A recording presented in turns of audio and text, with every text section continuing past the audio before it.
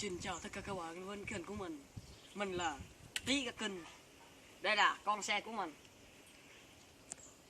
Rồi thằng camera ra đây ơi.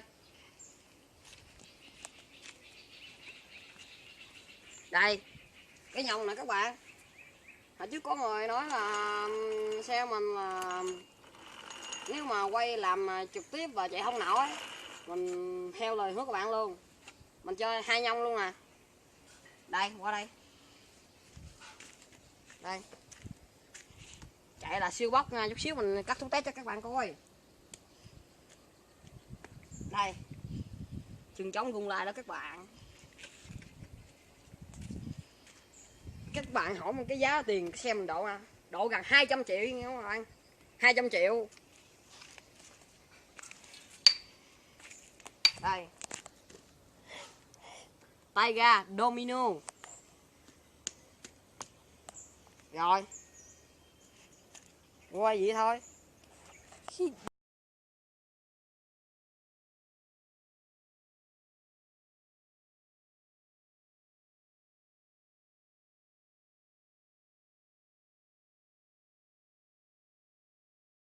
Test đi các bạn.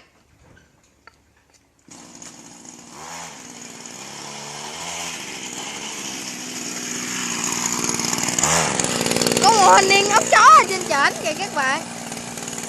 Nhớ chó là ống nhả chơi kìa các bạn. Đây các bạn ơi.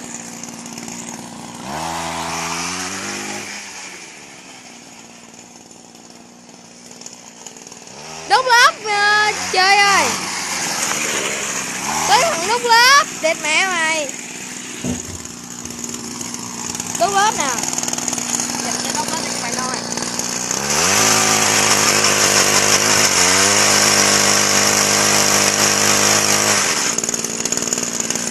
Mình sẽ ra một vòng nữa rồi kết thúc video các bạn.